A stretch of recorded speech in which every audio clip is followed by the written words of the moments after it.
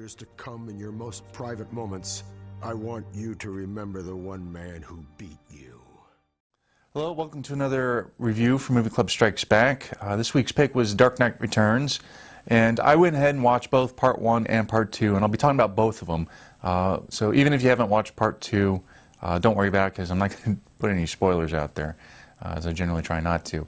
But initial reflection is this was a very good movie. Again, the first time I had seen this one as well. I'd read the graphic novel many years ago, but this was the actual first time I'd seen the animated adaptation. Overall, I think the movie was very well done. I like the animation style. I think it was very reminiscent of the original graphic novel, which I approve of. And the writing was particularly well done. Again, an adaptation of Frank Miller's graphic novel, The Dark Knight Returns, which was excellent. You know, one of my favorites. I like the way they kind of explore the Batman mythos, delve into the Batman Bruce Wayne character, and kind of explore some ideas, you know, like how much is it a choice of Bruce Wayne's to be Batman, and, you know, just really interesting character development, and I enjoyed it immensely.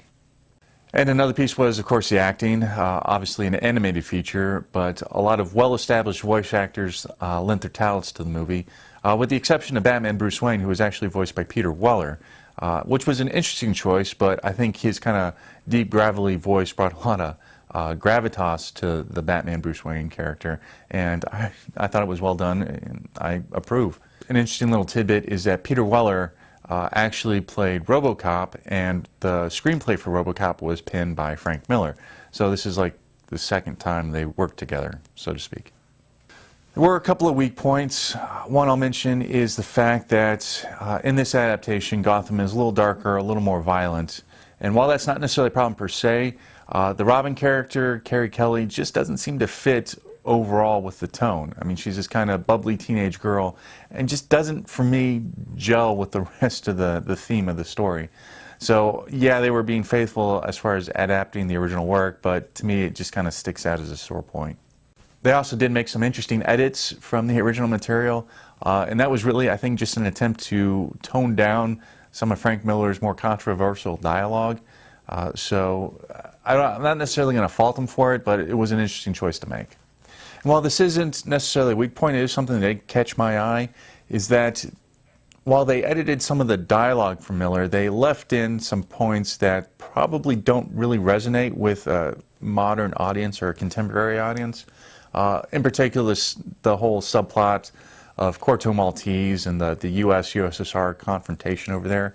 Very much a Cold War sort of thing, and audiences today, particularly younger audiences, aren't really going to understand what that tone was about, just because they weren't living in that presence. So, an interesting choice as far as kind of keeping that in, but again, really maintaining true to the adaptation. I'm not sure you could leave it out.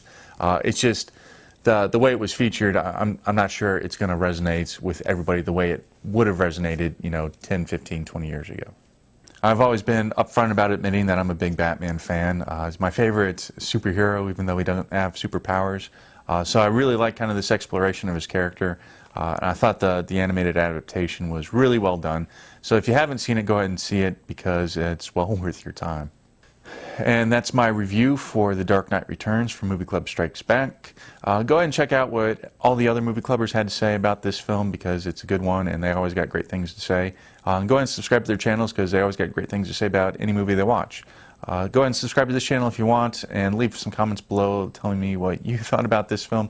And until next time, keep doing what you do.